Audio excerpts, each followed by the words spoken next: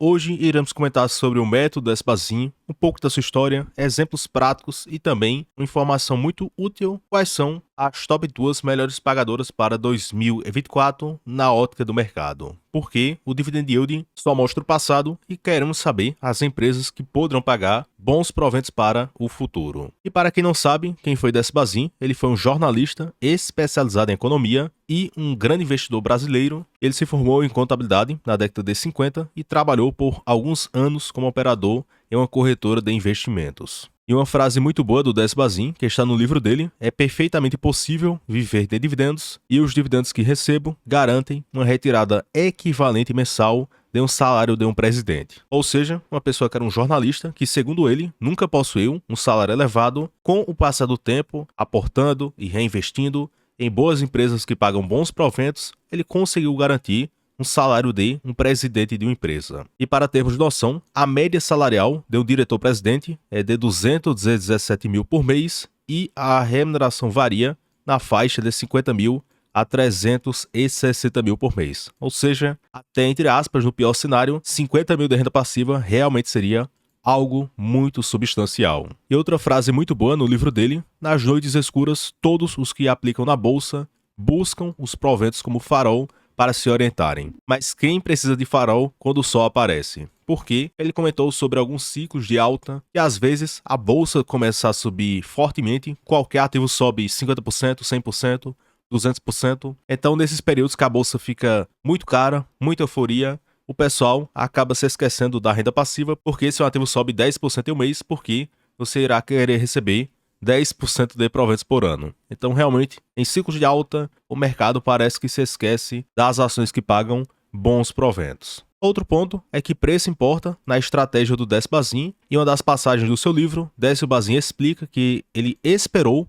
por 8 anos para comprar as ações do Banco do Brasil em patamares mais confortáveis. E ele comentou o seguinte: em 1971, o papel mais caro, o Banco do Brasil possuía um cash yield, que é o dividend yield que conhecemos, de 0,4%, o que estava muito abaixo da taxa básica de 6% que ele buscava para várias empresas, e é por isso que a ação do banco estava super avaliada. E ninguém dava atenção a certos senhores de cabelos brancos que apontavam para essa discrepância no preço e consideravam irracional os preços que estavam sendo praticados pelo mercado. Logo em sequência, Décio Bazin complementou: em 1979, o preço do Banco do Brasil atingiu o seu ponto mais baixo e o dividend yield semestral era de 7,5%. Ou seja, de forma anualizada, o provento estava de 15% ao ano, o que ficou muito acima do que aqueles 6% que ele buscava. Então, quando as ações estão baratas e o resultado está bom em função do preço,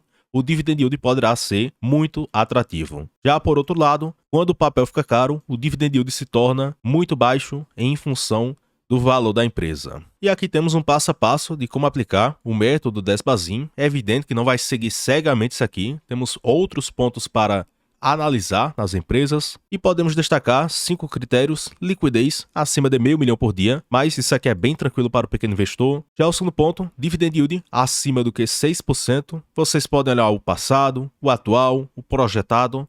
Em particular, eu olho o histórico sim, mas eu gosto de empresas que possuam uma perspectiva positiva no pagamento, porque não adianta nada a empresa pagar 10% olhando para o passado, mas se a perspectiva for negativa para o futuro. Já o terceiro ponto, fugir de ações com notícias negativas. Isso aqui é praticamente impossível no Brasil e praticamente só querem comentar sobre notícias negativas para atraírem cliques para a matéria. Já o quarto ponto, dívida controlada e realmente é primordial. E o quinto ponto, analisar a carteira de forma semestral e se desfazer caso algum ativo fique 2 anos sem pagar proventos. Porém, é algo muito subjetivo e tem que ver caso a caso. E um ponto bem interessante é que o pessoal do Clube do Valor aplicou a estratégia do Décio Bazin, olhando para o passado, com esses critérios que ele destacou, e o horizonte foi de 96 até 2020, onde o Ibovespa entregou na média 12,3% ao ano, enquanto a estratégia do Décio Bazin 22,8% ao ano. Ou seja, a estratégia das ações que pagam bons proventos performou quase do que o dobro do que o principal índice de mercado. Porém, esse retorno não foi em linha reta, a pior queda foi de 46%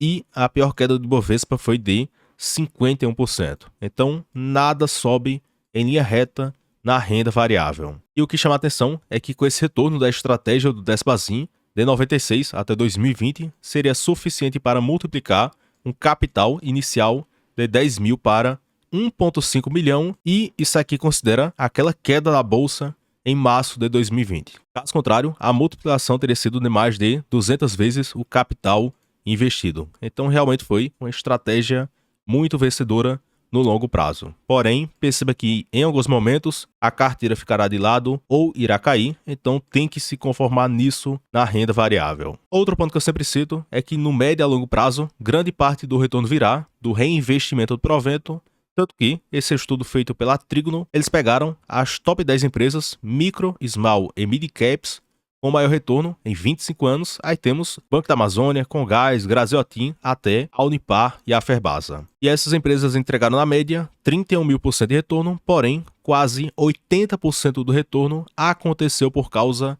da reaplicação do provento, enquanto a menor componente veio da valorização da cotação. Ou seja, vemos aqui claramente a importância do dividendo sustentável para o retorno ao acionista. Fora isso, para outras empresas maiores, temos aqui o retorno em 20 anos, sem dividendos e com dividendos, e a última coluna pega o quanto o dividendo representou do retorno total. Aí perceba que no caso do Banco Bradesco, 59% do retorno foi devido ao provento, do Banco do Brasil, 71%, da Itaúsa e do Itaú, 60%, da Vivo, 94%, e para uma média simples, com 96 empresas, quase 60% do retorno foi devido ao reinvestimento do provento. Então, até em empresas grandes e em small caps, o dividendo representa grande parte do nosso retorno. Porém, isso aqui é para o médio a longo prazo. Outro ponto que eu gosto bastante no provento é que o retorno é sempre positivo, e esse estudo mostra o retorno do CDI em cada ano destacado, o retorno do Ibovespa, e as duas últimas linhas é o retorno da Itaúsa sem o reinvestimento provento e com a reaplicação do provento. Aí perceba que no pior ano, isso de 2010 até 2019, a Itaúsa teve uma performance negativa de 20,7%, a pior performance anual, e o melhor retorno anual sem proventos foi de 36,8%. Porém, considerando o reinvestimento do provento, perceba que a pior queda foi de 14,9% e a maior alta foi de 50,6%. Ou seja, o dividendo amortece a queda porque o retorno é sempre positivo e ele potencializa quando acontecer alguma alta. A queda será menor e o ganho total será maior, considerando a reaplicação do provento. Além do mais, comentamos aí sobre o método Despazin, aí como encontrar empresas que se encaixam nesse critério.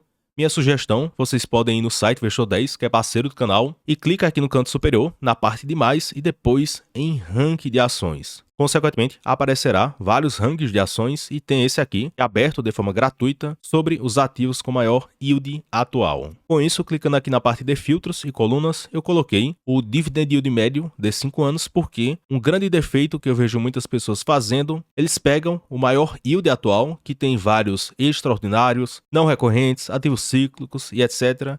E às vezes esquecem da média da empresa. Aí perceba que a Mali pagou 31%, totalmente não recorrente, mas a média da empresa foi de 6,45%. Grendene, média de 5% e o atual de 20%, também tem não recorrentes. A Petro, que o ciclo ainda está positivo, mas o preço do petróleo já caiu. Auren, 20%, totalmente não recorrente, ou seja, muito cuidado quando alguma empresa pagar além de 10%. Aí veja se é algo sustentável ou não. Nesta ótica, eu separei algumas empresas com yield médio acima do que 6%. Isso aqui não é recomendação, não faço ideia se está bom ou ruim para comprar. E você é que tem que estudar e analisar as empresas que fazem parte da sua estratégia e se estão atrativas ou não. Aí bora lá, temos aqui a Taesa, provento atual de 8% e a sua média foi de 10,8%, olhando para 5 anos. Já outra, a ISA-CTEP, 10% na média, provento atual de 4%, porém a empresa anunciou um grande JCP, que é de quase 9% bruto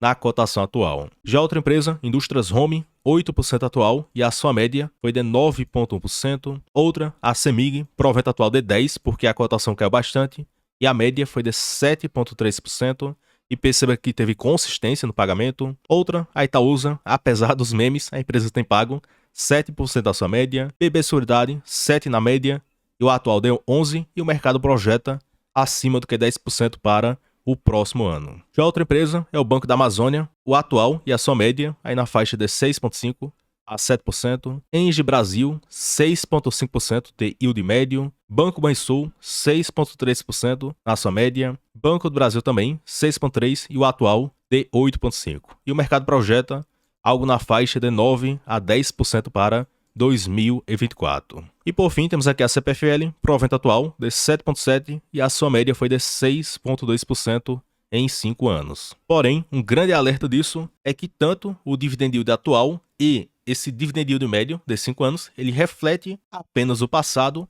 e nada garante que esse provento irá continuar. Então o importante é acompanhar a empresa e observar se existe uma perspectiva boa ou ruim de proventos para os próximos anos. Com isso, eu separei aqui duas empresas que, na visão dos analistas do mercado, poderão pagar bons proventos. É evidente que isso aqui não é garantido. E uma delas é a BB Seguridade, que segundo as projeções da Genial Investimentos, eles projetam 11,8% de yield para 2024. E a BBSE atua na parte de seguros, previdência, capitalização e também com a sua corretora de seguros. Porém, o forte da BBSE é seguro rural, seguro de vida, seguro prestamista, e também a parte de previdência, que a empresa é líder de mercado. Outro ponto, eles projetam 11,8%, o que não seria nada fora do comum, até porque a empresa já tem pago 11,2% no provento atual, ou seja, eles esperam um leve crescimento no provento pago. Fora isso, a BBSE anuncia para fevereiro e agosto de cada ano,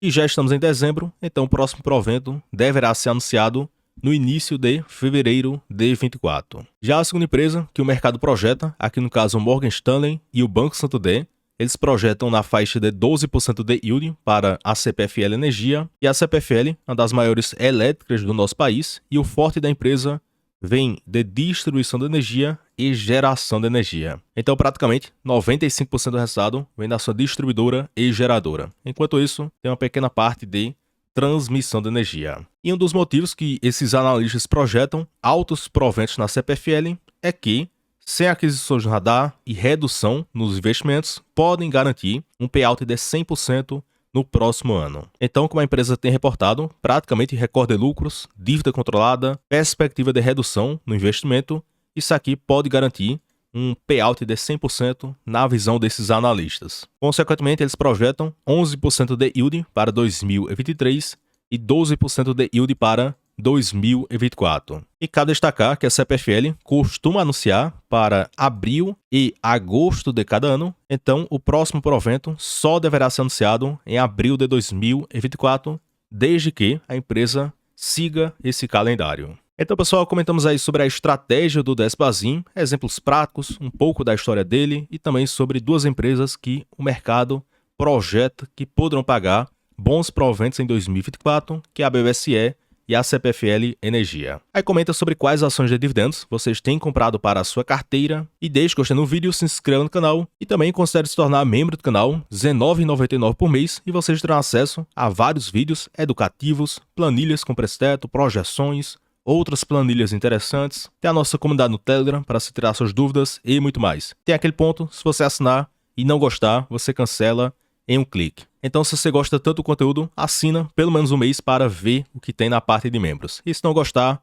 cancela em um clique. E também, se você quiser migrar para o BTG, que é a corretora que eu utilizo, tem um contato do meu parceiro na descrição do vídeo e vocês poderão conseguir bons benefícios na plataforma, inclusive o cartão Black, além da plataforma ser extremamente completa. Então é bem simples de trocar de corretora ou trocar de assessoria. Aí caso você possua interesse, link aqui abaixo. Então pessoal, até o próximo vídeo e forte abraço.